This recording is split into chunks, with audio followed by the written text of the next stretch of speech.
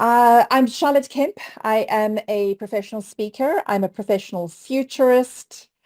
I speak and coach on futures thinking, helping people to develop their thinking fit for the future. What I'm going to present to you today is a concept I've been working on as a futurist about two dominant trends that I believe are kind of underlying everything in the world today that we are experiencing. I was trying to find a good illustration for this. I was looking up like models of anatomy. So you've got your skin, and underneath that your muscles and your blood vessels, and then underneath all of that your organs, and then your skeleton. And we need to get all the way down sometimes to understand what is at the skeleton level.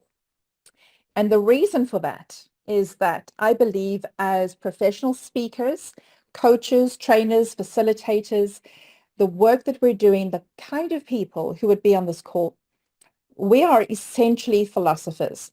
We take time to contemplate deeply our own particular field and then find ways to share that with our audiences. So we're doing the work of philosophy so that we can help an audience to make progress in a particular area, knowing, of course, that they are really great philosophers or experts in their own fields, which we may not necessarily know about.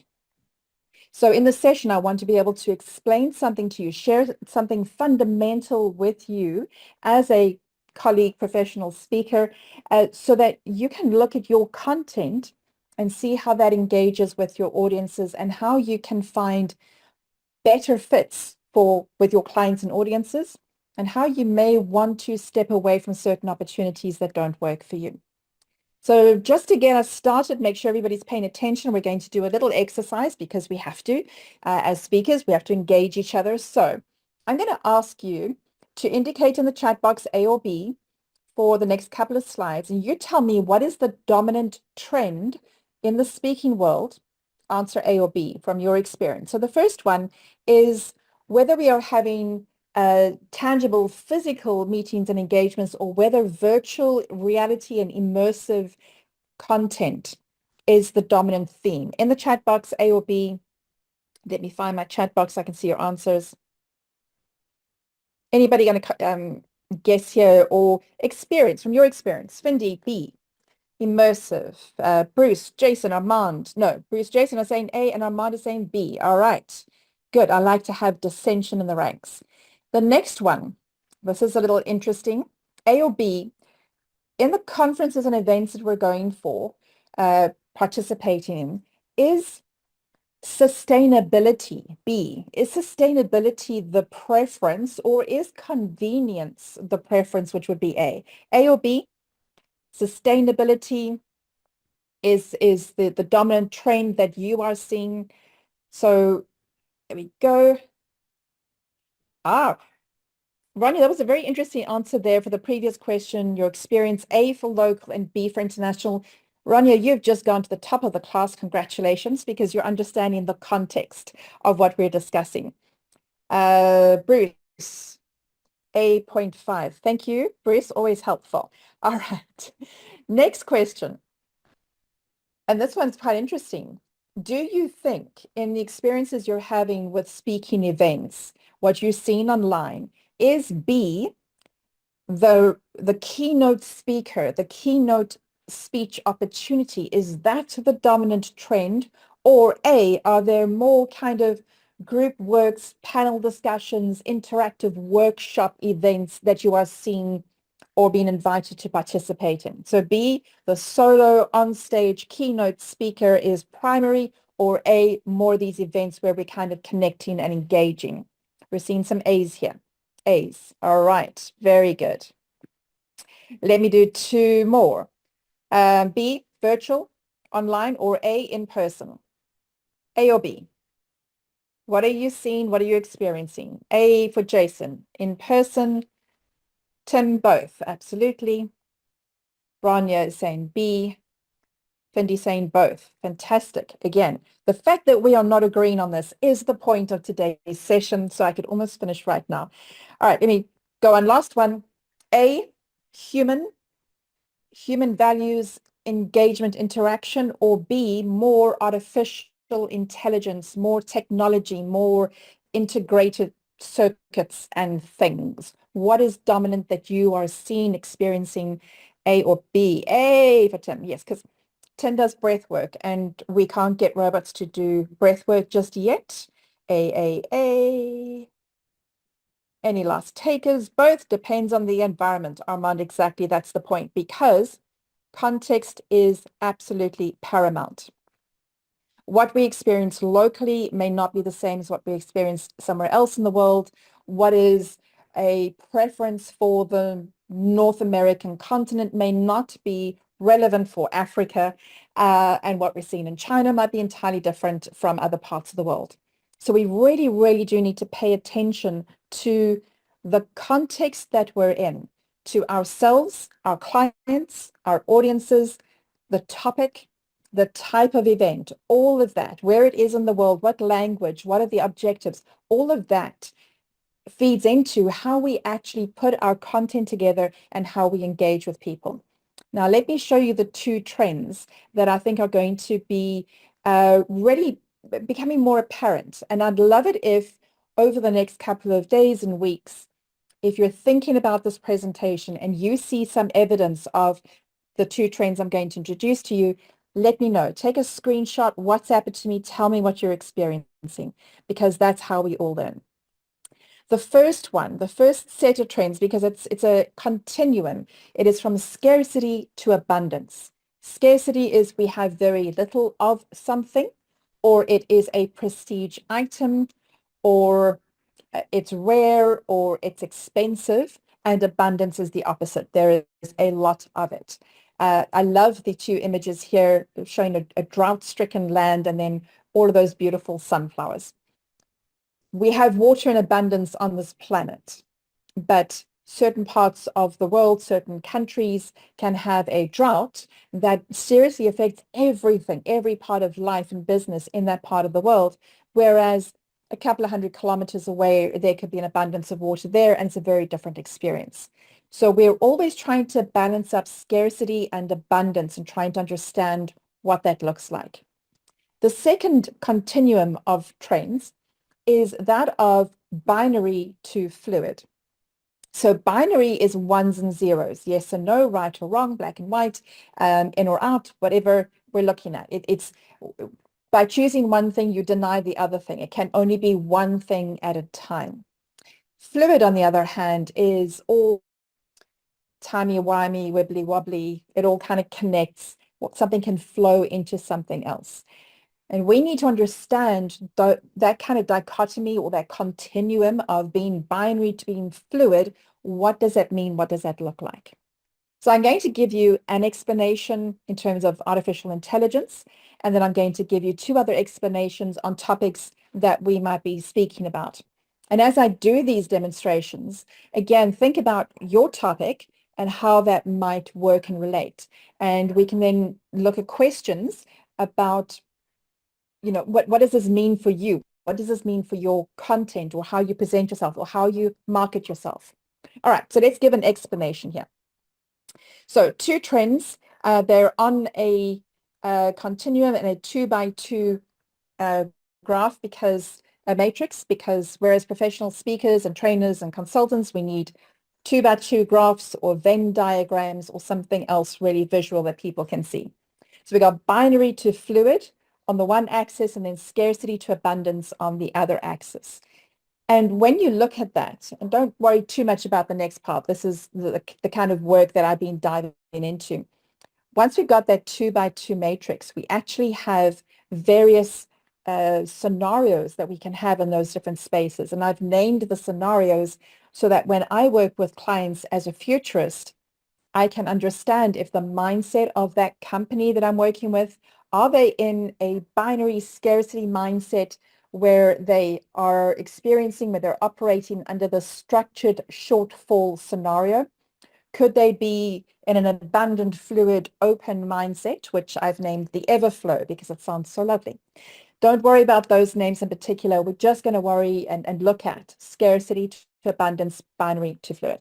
So let's look at this in terms of artificial intelligence. In the chat box, Who's a fan of AI? Say yes, say you're a fan of AI, or no, you don't like AI. It's something that is repulsive to you or intimidates you, or you don't know what to do with it. So yes, good, good. We're having some yeses here. We're quite happy and fans of AI, although Jason is still scared a little bit by it. Jason, we can help you to make friends with AI. It really is something I believe as speakers we should use a lot more in our work. And I know since I've started relying on AI, not abdicating myself and my work to AI, but really working and partnering with it.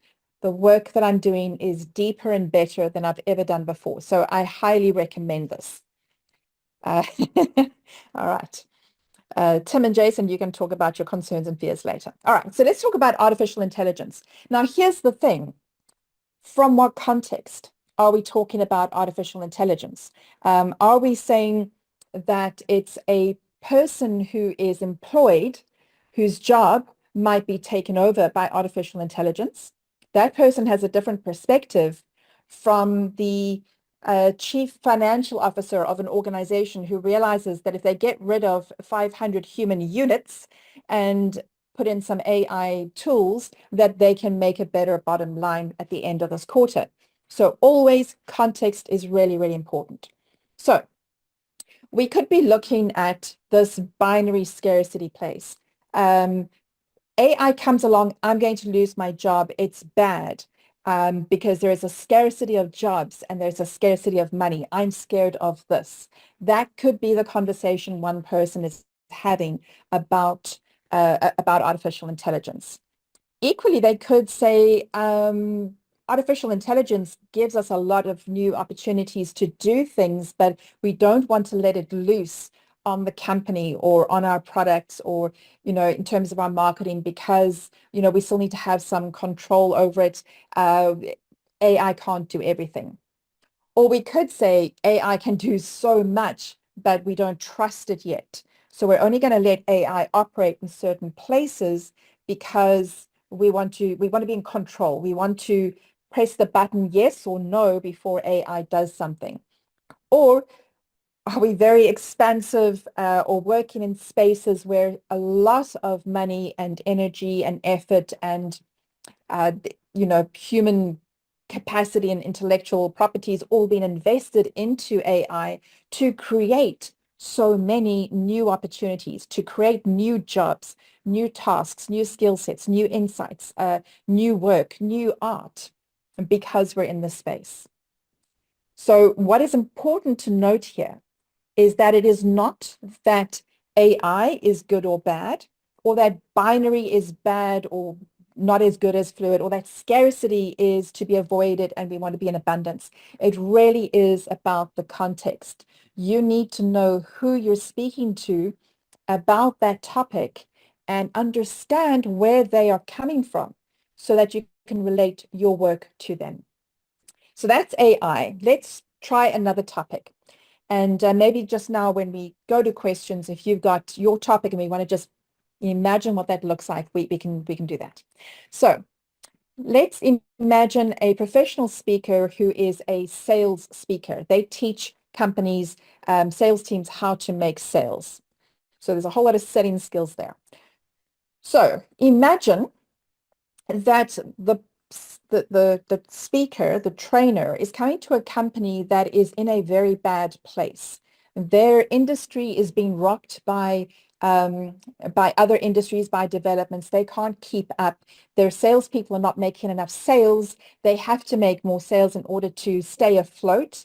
And they feel a lot of competition from other companies like them. They are in a scarcity binary mindset. And the sales trainer needs to understand where they are before their content can relate to the client and to the audience. So, for example, if this speaker or trainer was talking about relationship selling, it's not going to go down well for this company because they need to know how can they pick up the phone, make a call, put it down, pick up the phone, make another sale, put it down. They want to make these sales really rapidly. So we have this disconnect if we don't understand and relate our topic to where the client is. the client could be in a place where they are open to exploring new ideas, but they still have this pressure of scarcity. So it's almost like part of their mind, part of their attention can be invested in exploring things for the future and being a little bit more fluid and what are these new styles of selling, that you're talking about, and how can we integrate it with online marketing and social media, et cetera, et cetera. But they still have this scarcity mindset, this anxiety about not making sales. So this company wants to see results quickly. If a sales trainer comes in and they spend a whole lot of money on that trainer, they want to know that they can see a return on investment on that training in the next quarter, in the next 3 months. That's what they're looking at. So they're open, but they are still pressured by scarcity. Or they could be control freaks. Things really need to be in control, and they want to know what's going on, and they want reports from their salespeople all the time, but they are in an abundant space. So they know that they're going to be making lots of money. They can sell and move a lot of product, but they want to be in control of what's happening with the sales, and they want to see those results really quickly. They want to be able to say this salesperson is 34% more efficient and productive and profitable than that salesperson. So let's just chop the bottom 5% of salespeople. They want to make more money, and they can, but they are in very much control of how that works. And then you have the the space of the fluid abundance kind of mindset and approach to life. There are enough sales in the world. There are enough products in the world. There is enough that we can all make a living and have a really good life. We don't have to hoard everything to ourselves. There's enough for me and for everyone else. And developing relationships with a client, even referring a client to somebody else to sort out a problem before they come back to buy our solution, that's a really good approach to developing long-term loyalty with customers if we're in that mindset, if the company can have that kind of conversation.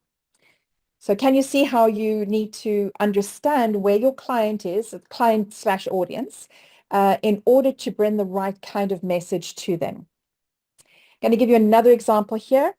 Again, I'd love to see in the chat box if there's any questions or opinions or insights while we're going through this. The next one is wellness. There's a lot of us who work in this wellness space, and it has become normalized now to be able to talk about wellness at work, to talk about mental health, to spend money on people who will teach you how to breathe, Tim, because that really is important. So we're not talking about wellness, but again, it's going to depend on the organization, the client that you're talking to.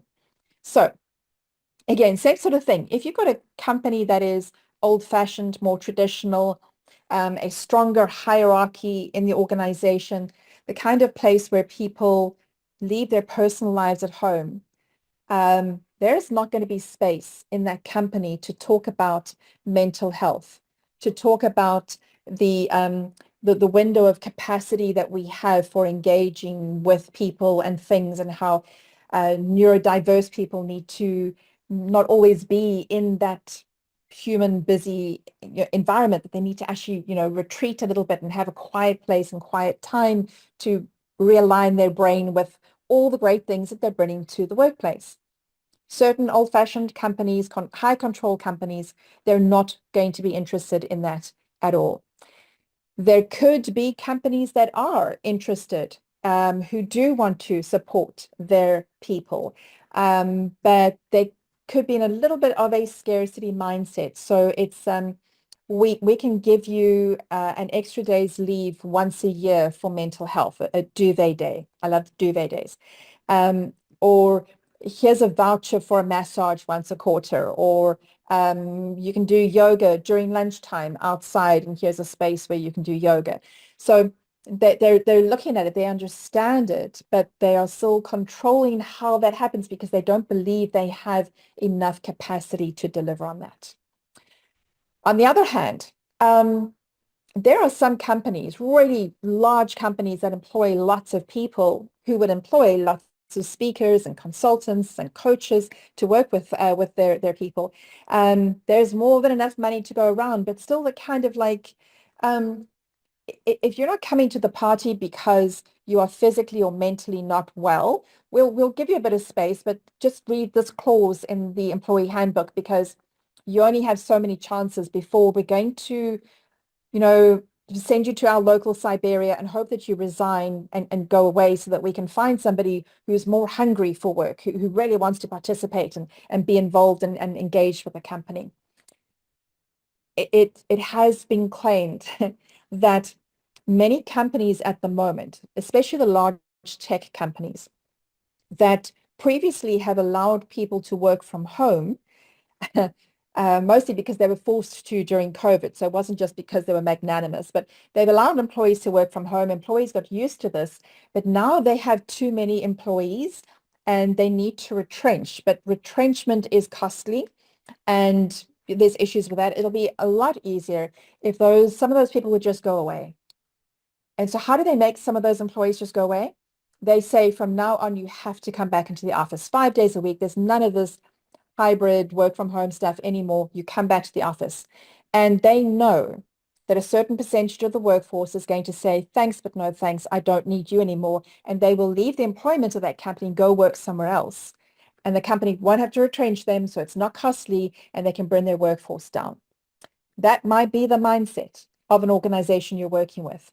And while you're trying to pitch your wellness, your breathing, the yoga, the sleep, the food, the movement, whatever it is you're trying to do to help people to understand how diverse we are as humans in terms of our bodies, our physical health, our minds, if the company is not there, they're not interested in you.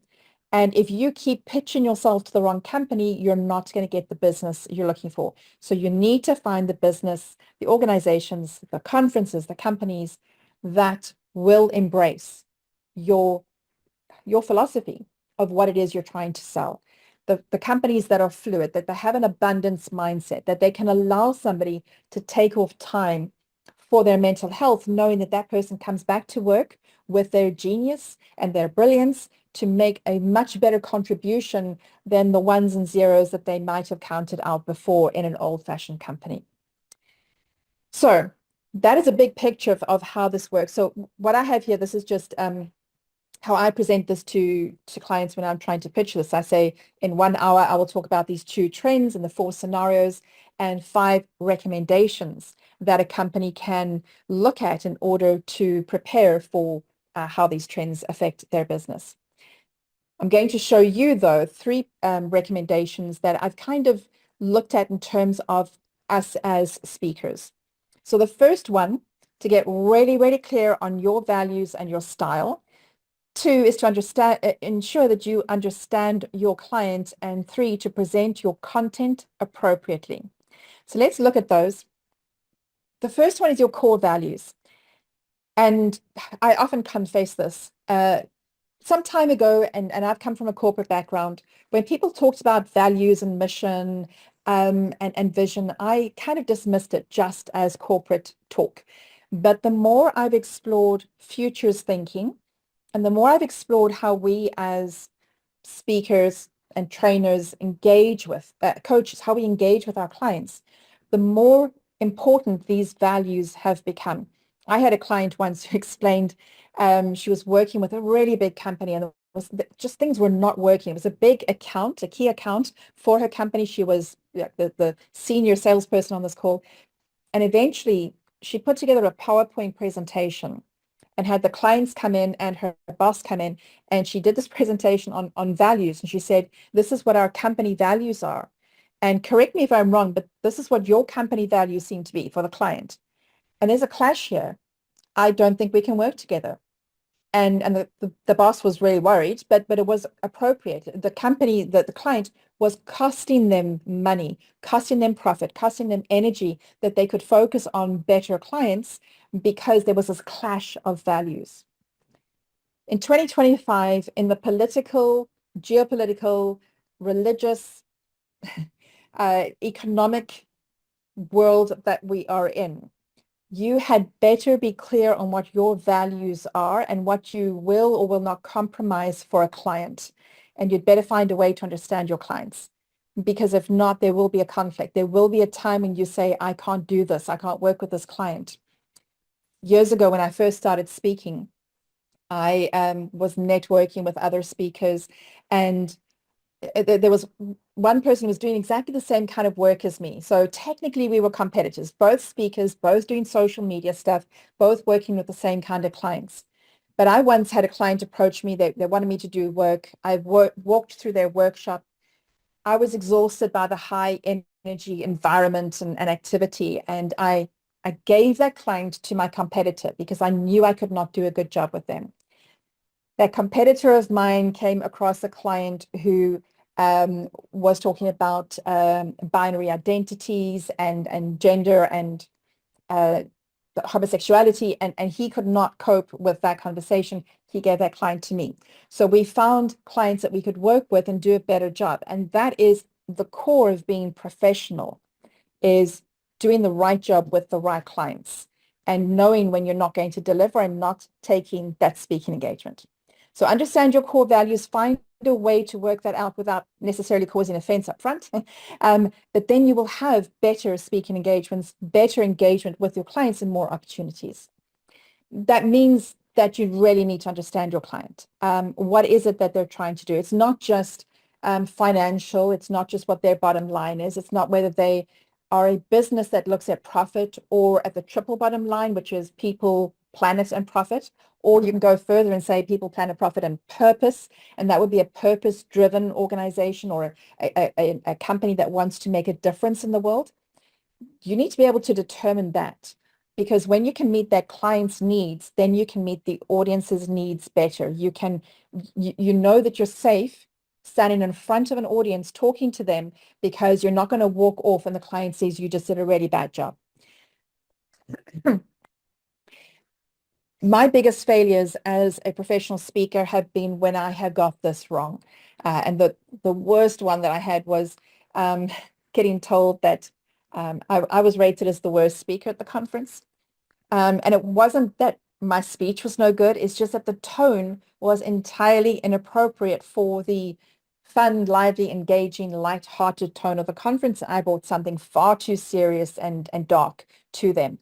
Understand this, really get this right. It will it'll prevent a whole lot of heartache.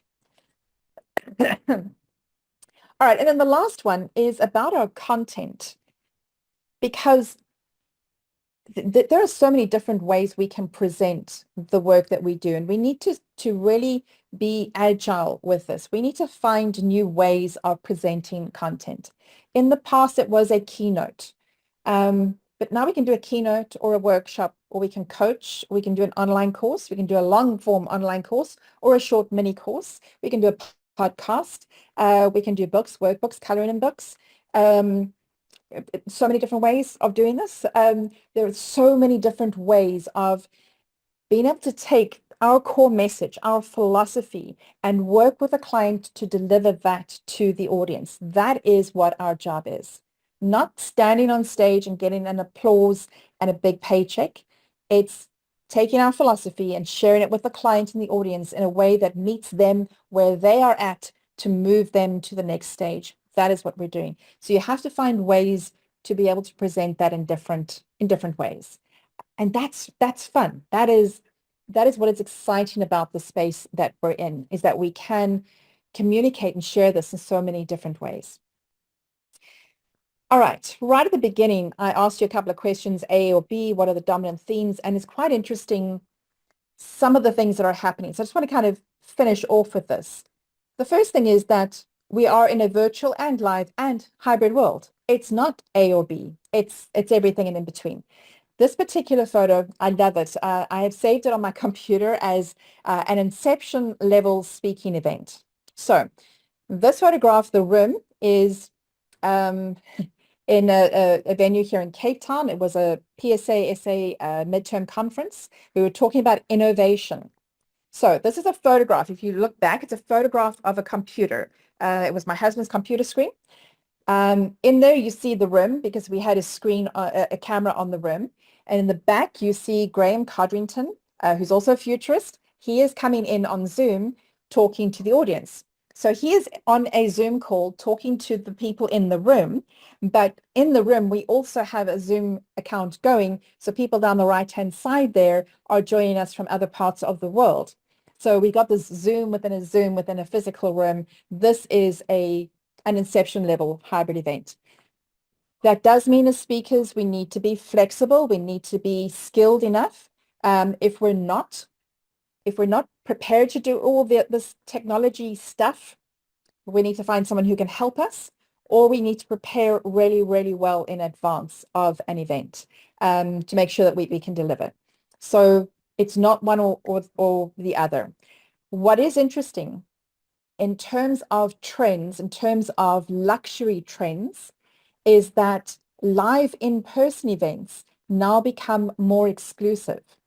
To say to people, we're going to be in a room together, face to face, discussing, learning about, sharing this topic, that becomes a premium event that people pay more for. And part of it is because while we humans are talking to each other, we know that there's not an AI there doing something. It's not somebody masquerading as a human when it's AI behind it, because we're sitting there in real time talking to each other. That becomes a premium event. So that could be something that you enjoy doing or you get to do, but it doesn't have to be the only way that you want to work. So it's all things at the same time. AI or human, I've already suggested that as professional speakers, we really do need to learn how to use AI and rely on it a little bit to, I say interrogate, but I wish I could find a better word. We need to go deeper in our topic. I'm working on some content at the moment, and I was sitting with ChatGPT yesterday.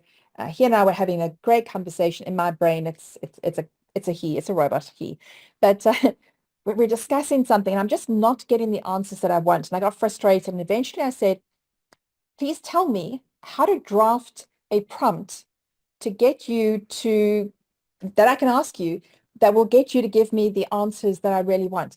Imagine that I'm a speaker standing in front of insurance and reinsurance executives in a conference.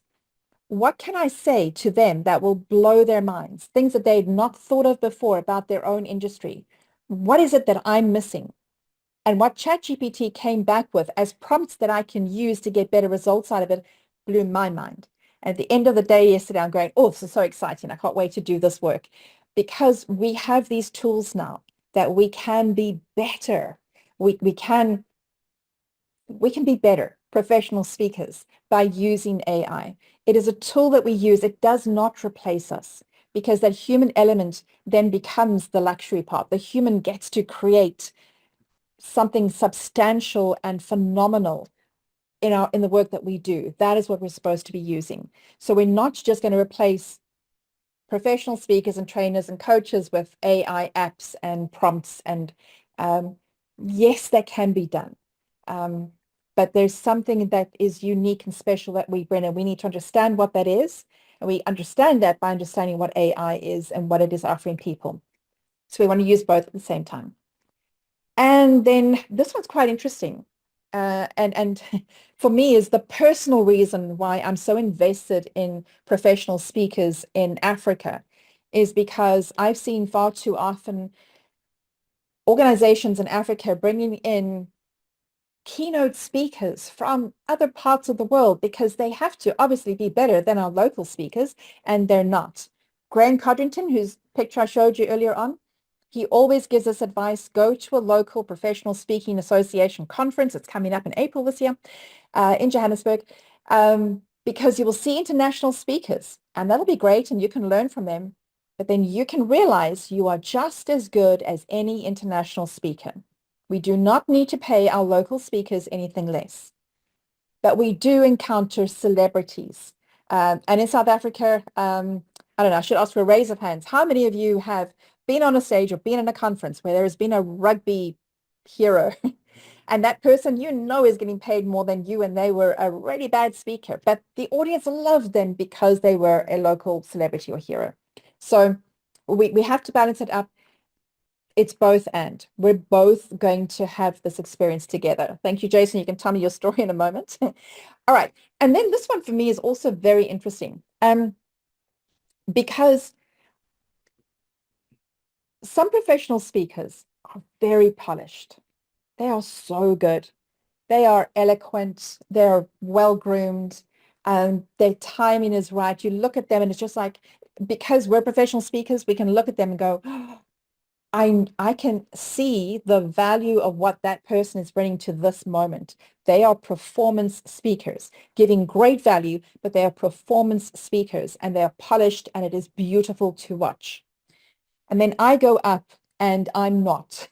I, I'm not saying that somebody who is a polished speaker is not authentic, but I go up and I say, I'm doing it this way. And sorry for my slides, they're terrible, or whatever it is, but I want to engage with the clients and with the topic. And I'm not performance. I'm not polished. They're not right or wrong, good or bad, one versus the other. They're both. We should all learn how to perform better, and we should all be more authentic in how we speak. But sometimes you will identify one or the other. And that's really important coming from Voices into Africa and from Red Jacket Speaker Bureau, is that when we start working with a client and we're trying to match a speaker to that event, sometimes we're going to look at an event and say it has to be a performance speaker. It has to be a top-notch, high quality, very experienced, polished speaker for this event. And those of us who are working in a different way will not fit in that event. And we don't want to make that mismatch. So understand again, who are you? How do you perform? What does it look like?